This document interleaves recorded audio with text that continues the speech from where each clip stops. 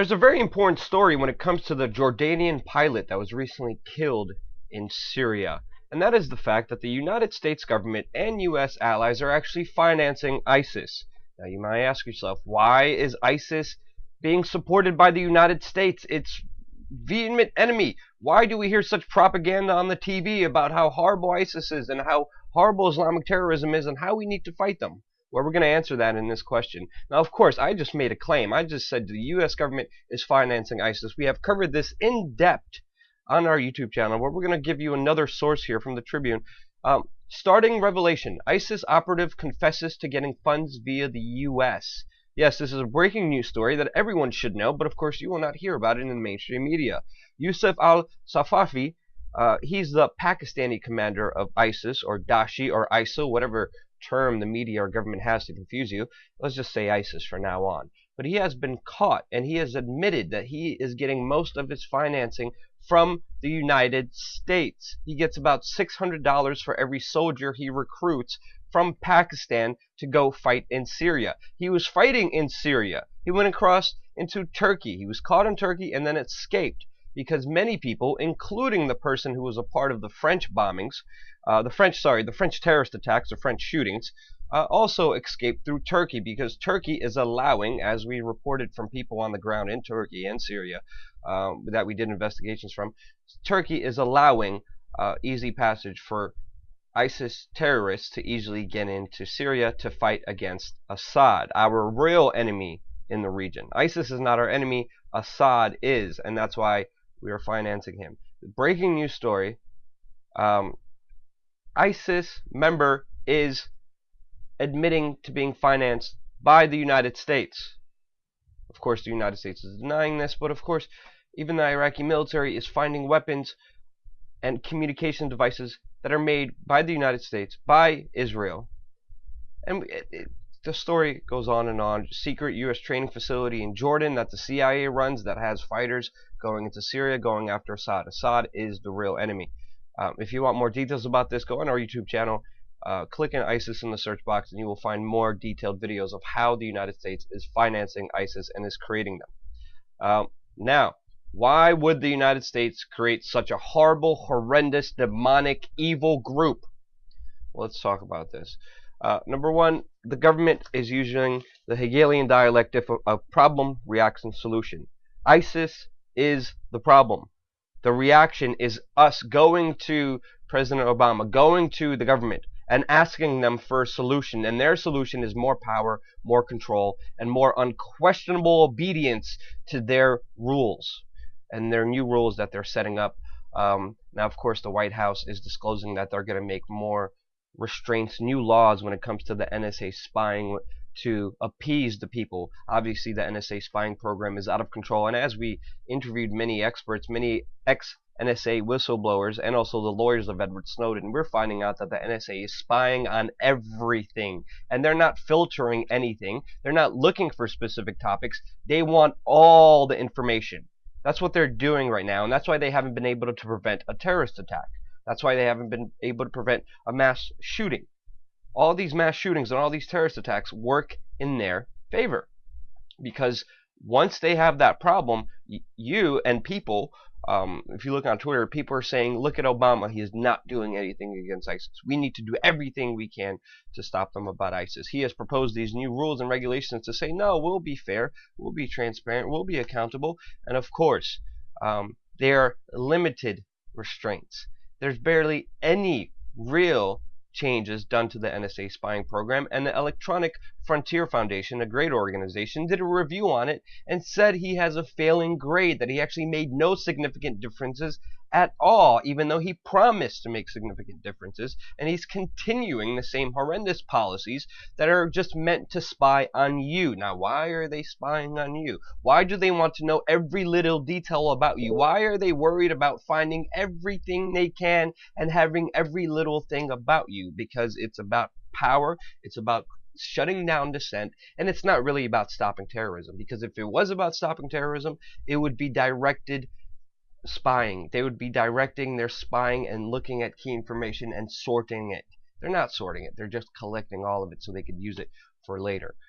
Now, there's a report that came out a few years ago called the Mayak Report. The Mayak Report was orchestrated by the Department of Homeland Security.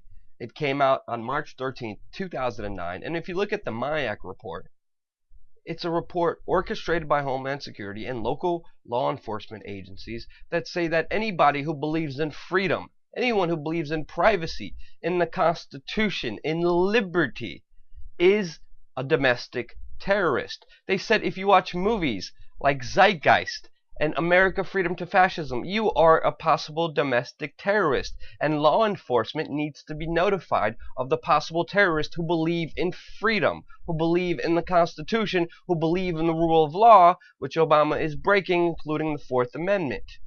And that's why the former NSA and CIA director says we could do whatever we want with the Constitution, because the Constitution is the only thing standing in their way from getting total power and creating a dictatorship in this country. And he's openly saying that I get to interpret the Constitution.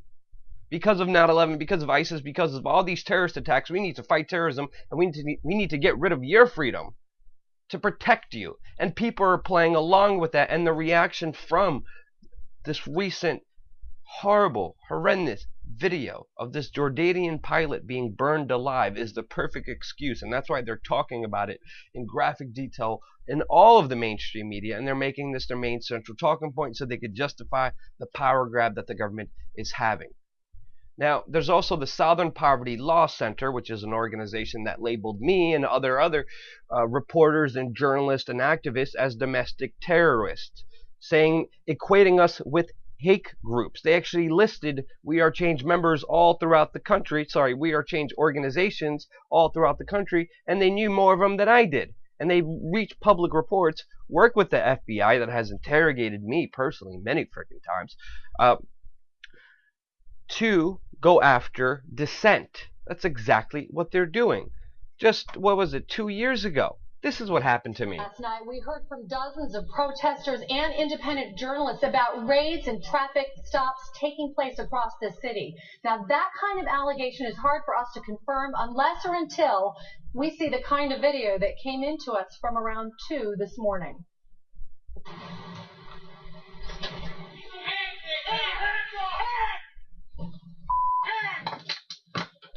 We're being raided right now. For those that are watching, we are being raided by the CPD as we speak. What is this for, officer? What is this for? Just so you know, I almost got shot in that instant because I took out a phone and was filming video that was later deleted by Homeland Security and the Chicago Police Department when we were covering the NATO protests, and we had a gun put to our freaking heads and to our faces for reporting about what's happening.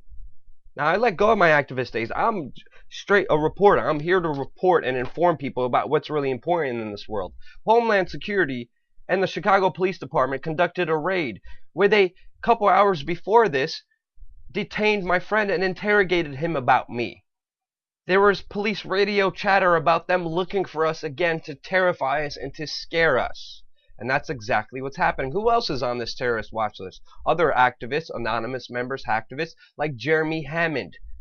Jeremy Hammond, who was a part of LATESET, an organization loosely, anonymous is just an idea, but it came from the anonymous idea, that was entrapped by the FBI. He was more of an activist working on hacking. The FBI actually orchestrated a lot of the hacks that Jeremy Hammond was not aware of, and they actually put him in jail. And they revealed right now that he's on the terrorism watch list. So who is the real enemy, and what is the government trying to do with all these new laws that Obama's trying to pass? Because he's trying to pass a new internet law that lets them pretty much have control of virtually anything and be able to put you in jail for even sharing information that they deemed important, that they deem classified, that they deem a security threat. We saw Canada just do that a few days ago. Now Canada has the ultimate authority to take away anything from the internet if it's a security threat. And what do people view as a security threat? What do people in power view as a security threat? Any form of accountability, any form of criticism, any form of activism that goes against them. So this is why ISIS is being funded by the United States. This is why ISIS is getting help from Israel. That's why there's secret training programs in Jordan. That's why Turkey's helping them out. That's why Saudi Arabia is financing them. That's why there's people in Pakistan that were a part of ISIS that are getting $600 from the United States to send soldiers into Syria. That's why their airstrikes are ineffective. And this is what Kurdish rebels that are actually fighting ISIS are saying. There's a whole game here being played that you need to understand, because it's a problem, reaction, solution dialect that's playing into the hands of the very few. And unless most of us wake up, they're going to get their way, they're going to get their laws, they're going to get their powers, and they're going to get their obedience. We have to start questioning authority. There's many people out there who don't know that ISIS is a direct creation of U.S. foreign policy and U.S. funding.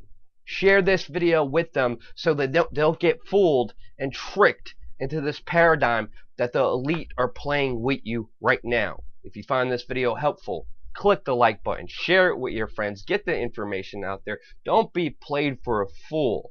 Don't forget to also subscribe to this channel. We're going to have a lot more videos breaking down what's really happening in this world right here on youtube.com/We Are Change.